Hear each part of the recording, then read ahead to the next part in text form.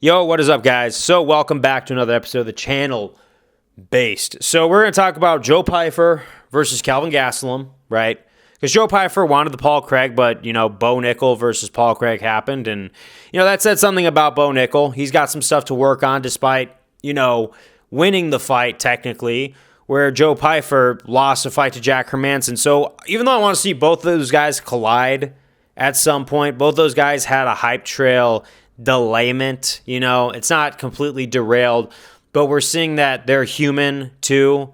Once they break into those rankings, they are going to be looking beatable. So for them to evolve and get better and then clash when they're near the top, like maybe a title eliminator sometime in the near future, because I do see good things for both of those guys. But right now, Joe Pyfer is taking some more time, I think, some, fights that I would consider beneath him, because with Kelvin Gastelum obviously has been under a lot of criticism from the fans.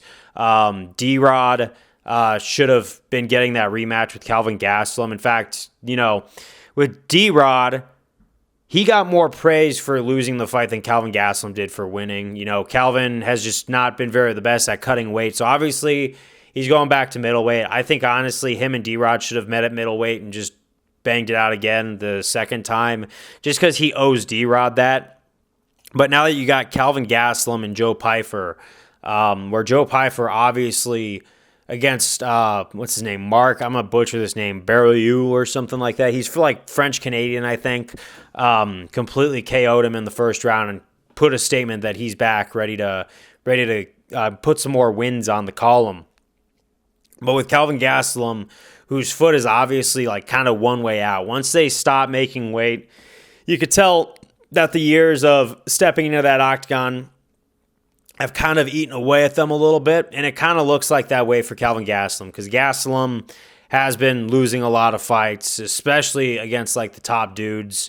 We were watching how he was doing against a lot of these up-and-comers too.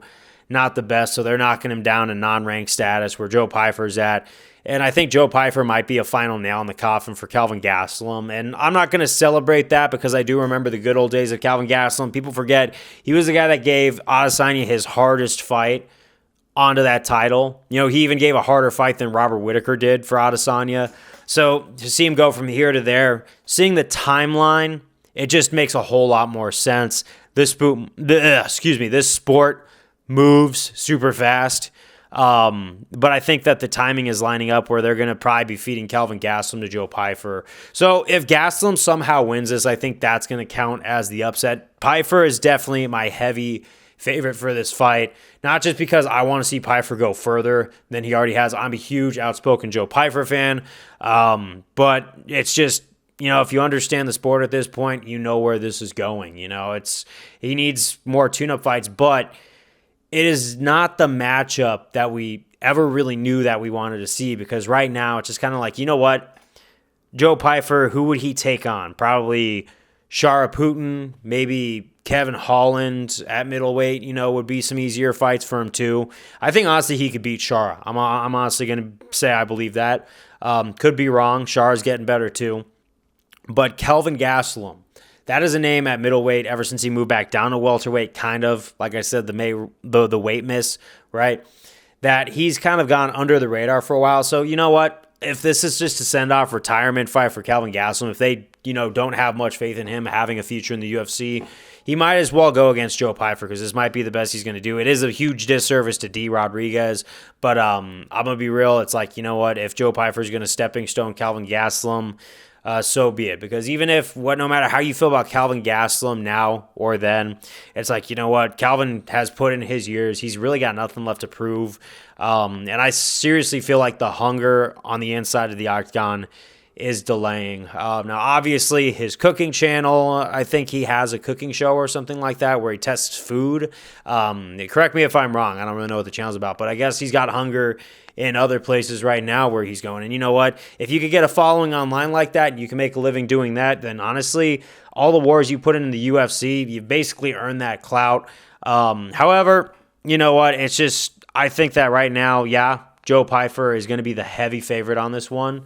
But that's honestly all I have to say about this fight. It's just, you take moments like this where you see how far along the sport timeline has gone, and seeing a stud like Kelvin go from being an interim title challenger to where he's at now, it just shows that a lot of people who are in the sport don't really stay in very long. Longevity's hard, and I think Joe Pyfer is also seeing something similar from learning from the mistakes of other fighters. He could keep fighting as many non-ranks as you want, but eventually he's only going to get older. And the reality of a fighter, it's not like the video game where you could continue fighting non-ranks to level yourself up. The damage accumulates, all that stuff. So Joe Pyfer is taking the smarter route, and I think he's fighting winnable fights at this point. And at this point, I don't blame him, because I'd rather see him come in a little overpowered when he goes into the rankings next time to really put a stamp on the division and put himself on the radar than have another Hermanson incident where he just falls short, because Joe Pyfer has way too much potential, just like Bo Nickel. A lot of people are hating on Bo Nickel, but both those guys have potential. But I'm going to stop droning on. I'm looking forward to this fight in particular. I'll see you on the next one. Peace out.